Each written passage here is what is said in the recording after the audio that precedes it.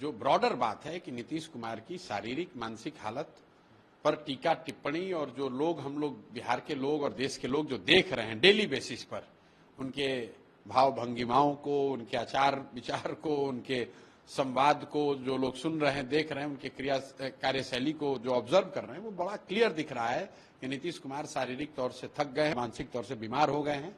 और ये भाजपाइयों का दोष है।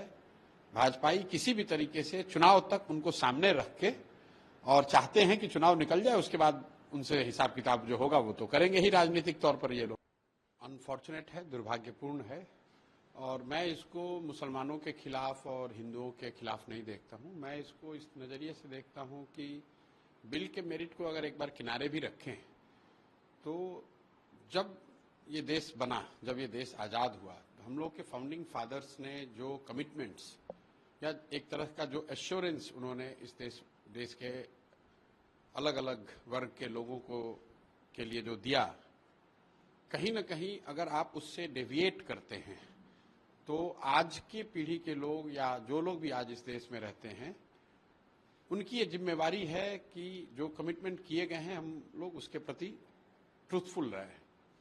अगर उसमें अगर आप कोई चेंज कर रहे हैं, उससे कोई वर्ग प्रभावित होता है, तो निश्चित तौर पर इस तरह के कानून बनाए जाने से पहले उन वर्गों को कॉन्फिडेंस में लिया जाना चाहिए। वक्फ बिल से मुसलमानों का एक बड़ा तबका दे आर फीलिंग थ्रेटेंड। तो मुझे लगता है कि सरकार जल्दी में और कहीं न कहीं पोलराइजेशन वाली जो पॉलिटिक्स है उसको ध्यान में रखकर उसके मद्देनजर इस कानून को बना रही है। उनको वक्फ की जमीन से कितना मतलब है मैं नहीं जानता हूं, या वक्फ की संपत्ति या उसके कार्यकलापों से कितना मतलब है ये मैं नहीं जानता हूं। उनको इससे मतलब है कि ये हिंदू मुस्लिम होता रहे। दूसरी बात इसमें यह है कि सरकार अभी लोकसभा में उनको मेजॉरिटी नहीं है, और वो कानून अगर ला रहे हैं तो वो कानून इसलिए बना पा रहे हैं कि नीतीश कुमार जैसे लोग सरकार की मदद में खड़े हैं। क्योंकि अगर नीतीश कुमार जैसे लीडर लोकसभा में इस बिल के पक्ष में वोट न दें तो किसी भी हालत में सरकार ये कानून नहीं बना सकती है। भाजपा वाले लोग तो मुसलमानों को अपना वोटर नहीं मानते हैं, उनको अपना समर्थक नहीं मानते हैं, एक तरीके से राजनीतिक खींचतान और लड़ाई ही है।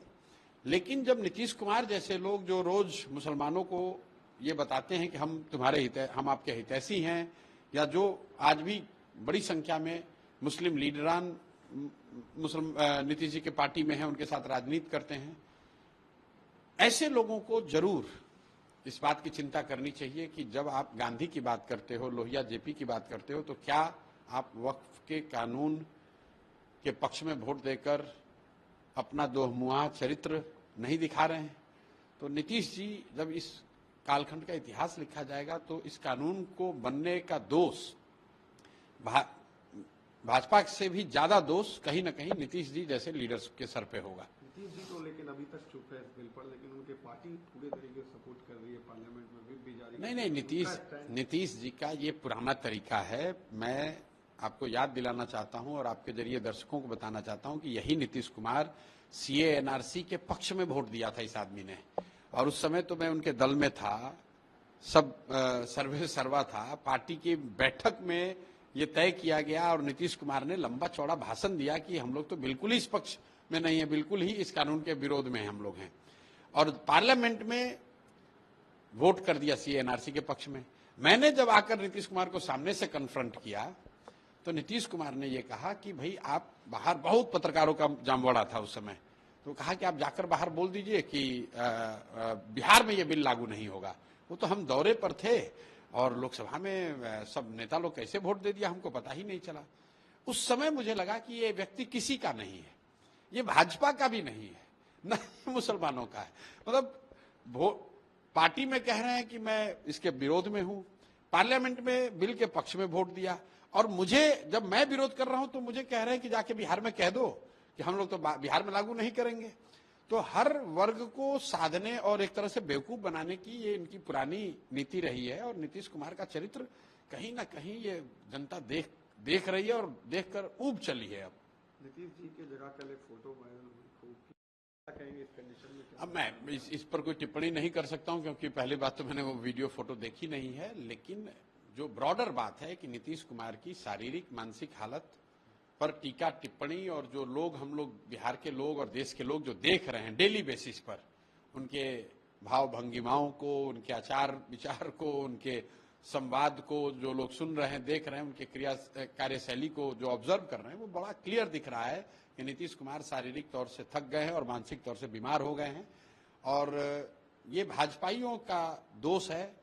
भाजपाई किसी भी तरीके से चुनाव तक उनको सामने रख के और चाहते हैं कि चुनाव निकल जाए, उसके बाद उनसे हिसाब किताब जो होगा वो तो करेंगे ही राजनीतिक तौर पर ये लोग। अमित शाह भी आए थे सामने की जो तस्वीर सामने है नीतीश कुमार के साथ, लेकिन नाम को लेकर अभी तक क्लियरिटी। मैं बार बार कह रहा हूं कि कई लोग कह रहे हैं कि नीतीश के चेहरे पे चुनाव होगा। मैं कह रहा बिल्कुल नीतीश के चेहरे पर चुनाव होगा, इस पर कोई बयान की जरूरत नहीं है। लेकिन भाजपा के जो दो शीर्ष नेता हैं, अमित शाह और मोदी जी, ये दोनों नेता खुलकर ये कहें तो कि भाई चुनाव के बाद भी नीतीश कुमार ही मुख्यमंत्री बनेंगे। ये बात भाजपा को अगर दम है तो वो कहें, और आप देखिएगा कि उसका परिणाम क्या होता है। ये भाजपा के बड़े नेता कह नहीं सकते हैं। नड्डा जी आके बयान दे दें, भाजपा के यहाँ राज्य के नेताओं की जिनकी कोई विसात नहीं है वो कुछ कहते रहें, लेकिन जो मैटर करता है कि क्या मोदी जी या अमित शाह ने ये कहा कि चुनाव के बाद नीतीश कुमार ही मुख्यमंत्री रहेंगे। और अगर कहते हैं तो इससे बढ़िया बात तो जनसुराज जैसे दल के लिए कुछ हो ही नहीं सकती है। वो कह के देखें तो भाजपाइयों को ये हिम्मत ही नहीं है। ये तो मूर्ख बनाने वाली बात है कि नीतीश का चेहरा भी सामने रखो और न भी रखो। और जिस तरह से महाराष्ट्र में हुआ कि शिंदे साहब को सामने रखकर चुनाव लड़ा गया, जब रिजल्ट आ गए तो उन्होंने शिंदे साहब को हटाकर अपना बना लिया। तो ये भाजपा अपने दम पर बिहार में चुनाव जीत नहीं सकते हैं, तो उन्होंने एक कोalition बनाया हुआ है और उस कोalition में थके हुए नीतीश कुमार को, बीमार नीतीश कुमार को सामने रख के चाहते हैं कि किसी तरह चुनाव निकल जाए, उसके बाद हम लोग निर्णय ले लेंगे। आपके कारण क्या दोनों का डैमेज दिख रहा है इस इलेक्शन में, एनडीए और नहीं, मेरे कारण नहीं, इनके अपने कार्यकलापों की वजह से, इनकी जो कारगुजारियां रही हैं पिछले 5 साल से, जिस तरह की सरकार चली है, निश्चित तौर पर बिहार में एक बहुत बड़ी संख्या में लोग चाहते हैं, बदलाव चाहते हैं। और जो भी जनता की नजर में सक्षम होगा, ईमानदार होगा, जो जिस पर जनता का विश्वास होगा, वो बदलाव का वाहक बनेगा। एक चीज तो तय मानिए, नवंबर में बिहार में नया चीफ मिनिस्टर आ रहा है। वो चीफ मिनिस्टर नीतीश कुमार नहीं होंगे किसी भी परिस्थिति में।